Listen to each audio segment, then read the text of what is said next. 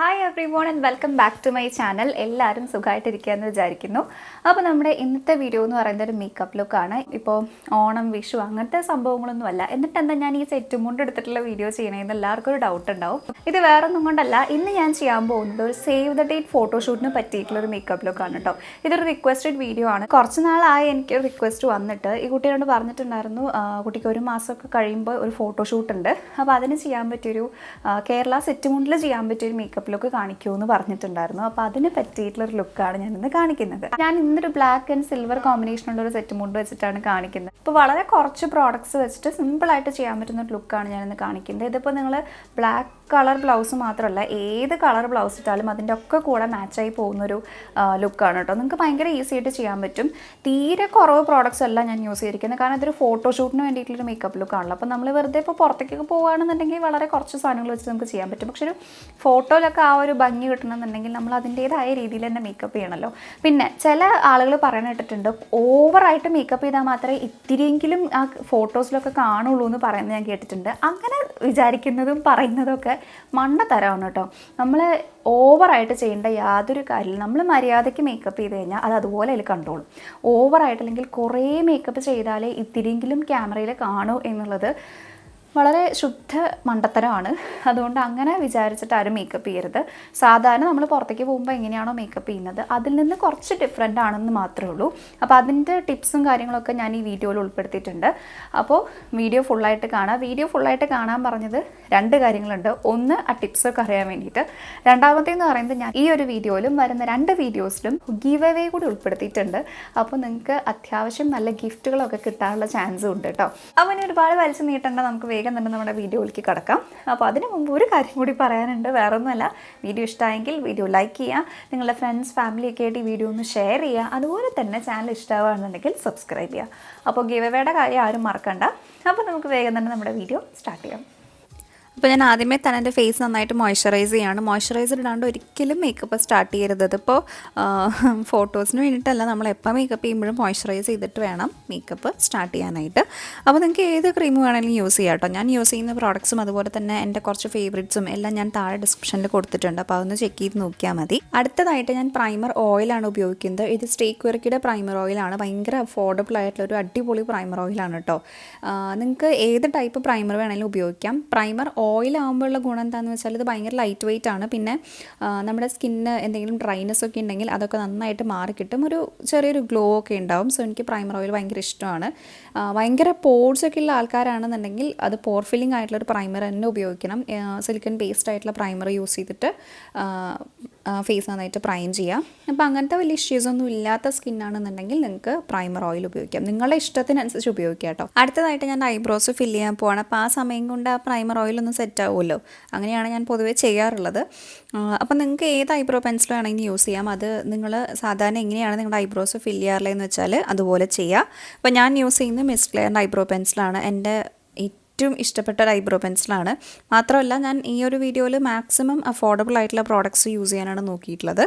അപ്പോൾ ഐബ്രോസ് നന്നായിട്ട് ഫില്ല് ചെയ്ത് കഴിഞ്ഞാൽ പിന്നെ ഞാൻ ചെയ്യുന്നത് കളർ കറക്ഷനാണ്. കളർ കറക്ഷൻ ഒഴിവാക്കാൻ പറ്റാത്തൊരു സ്റ്റെപ്പാണ്. അതായത് നിങ്ങൾക്കിപ്പോൾ വലിയ കുഴപ്പങ്ങളൊന്നുമില്ലാത്ത ടൈപ്പ് സ്കിന്നാണെന്നുണ്ടെങ്കിൽ ഈ ഒരു സ്റ്റെപ്പ് ചെയ്യണമെന്ന് യാതൊരു നിർബന്ധമില്ല. ഇനിയിപ്പോൾ ഭയങ്കരമായിട്ട് ഡാർക്ക് സർക്കിൾസ് ഉണ്ട്, അല്ലെങ്കിൽ ഭയങ്കര പിഗ്മെൻറ്റഡ് ആണ് സ്കിൻ, എന്തെങ്കിലും ഇങ്ങനെ ഡാർക്ക് സ്പോട്ട്സ് ഒക്കെ ഉണ്ടെങ്കിൽ അതൊക്കെ നന്നായിട്ടൊന്ന് കവർ ചെയ്തതിന് ശേഷം വേണം ഫൗണ്ടേഷനൊക്കെ ഇടാനായിട്ട്.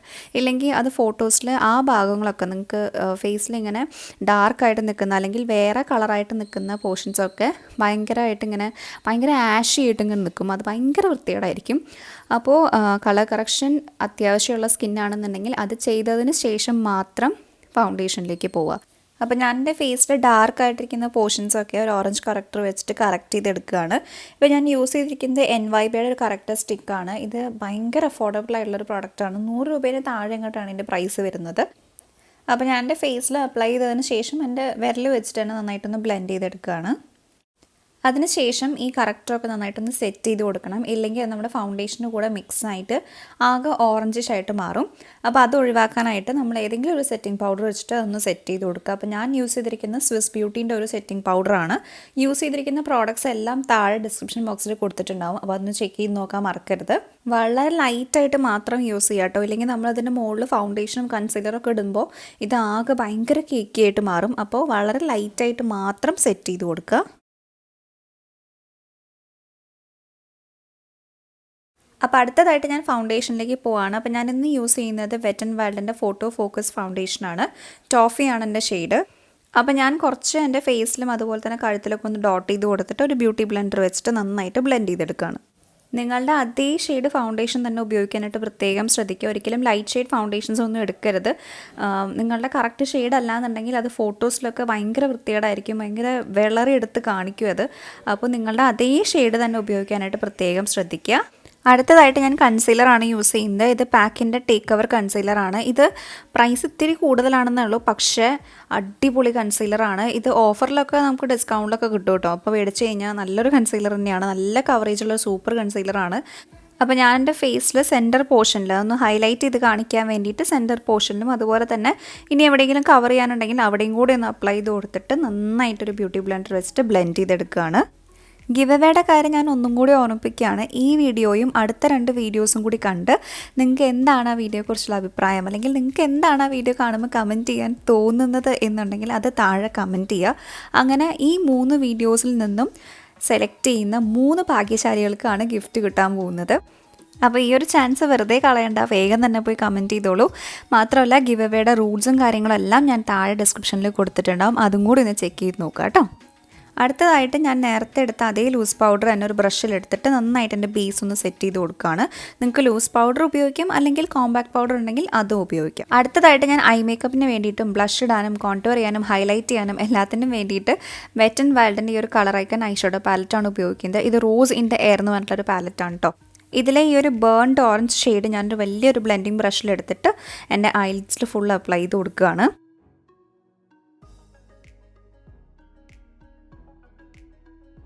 അടുത്തതായിട്ട് ഈ ഒരു ബ്രൗൺ മെറ്റാലിക് ഷെയ്ഡ് എടുത്തിട്ട് ഞാൻ എൻ്റെ ക്രീസ് വരെ ഐലിഡ്സിൽ ഫുൾ അപ്ലൈ ചെയ്യുന്നുണ്ട്. ഫുള്ളെന്ന് വെച്ച് കഴിഞ്ഞാൽ നമ്മൾ ആ ഓറഞ്ച് ഷെയ്ഡ് കൊടുത്ത പോലെയല്ല, നമ്മുടെ ക്രീസ് വരെ മാത്രം നന്നായിട്ടൊന്ന് അപ്ലൈ ചെയ്ത് കൊടുക്കുക.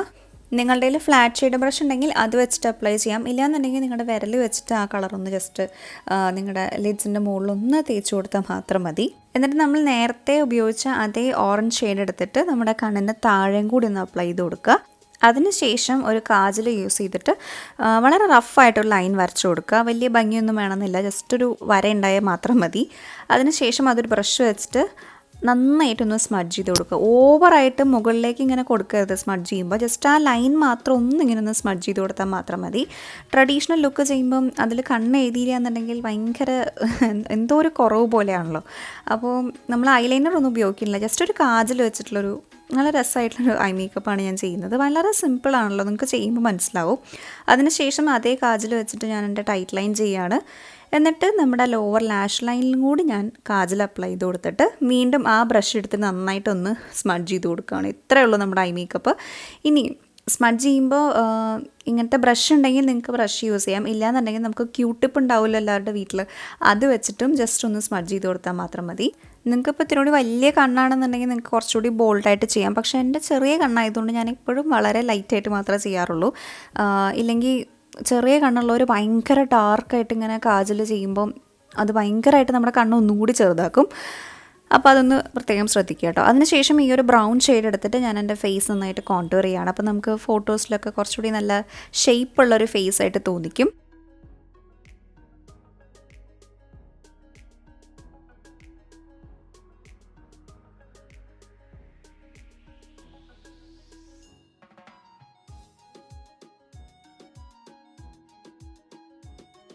അടുത്തതായിട്ട് ബ്ലഷിന് വേണ്ടിയിട്ട് നമ്മൾ നേരത്തെ എടുത്ത അതേ ഓറഞ്ച് ഷെയ്ഡ് തന്നെയാണ് ഞാൻ യൂസ് ചെയ്യുന്നത്.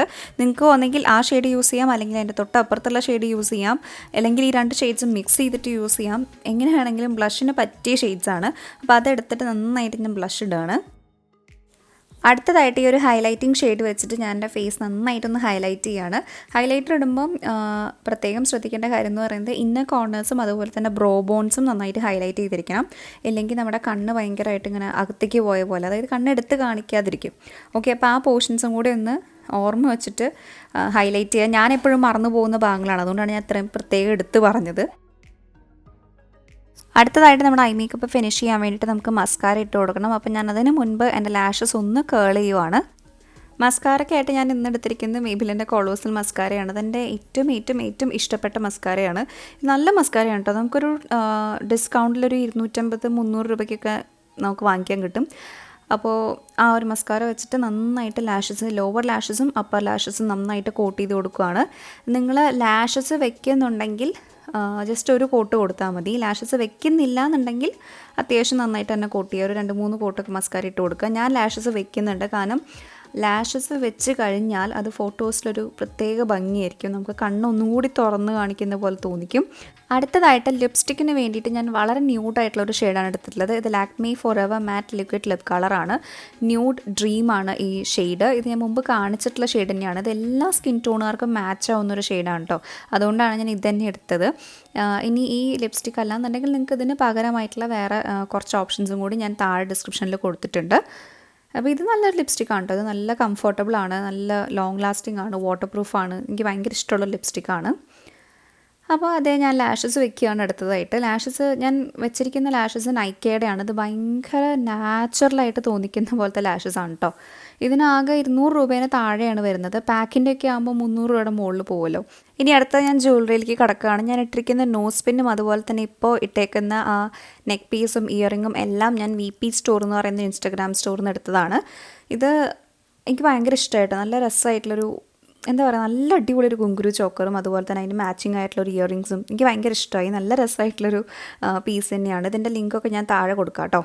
അടുത്തതായിട്ട് ഞാൻ ഒരു ഹെയർ സ്പ്രേ വെച്ചിട്ട് എൻ്റെ ഹെയർ നന്നായിട്ടൊന്ന് സെറ്റ് ചെയ്ത് കൊടുക്കുകയാണ്. അപ്പോൾ കുറേ നേരം നമ്മുടെ മുടി അങ്ങനെ തന്നെ ഇരുന്നോളും. അപ്പോൾ ഇതാണ് നമ്മുടെ ഫൈനൽ ലുക്ക്.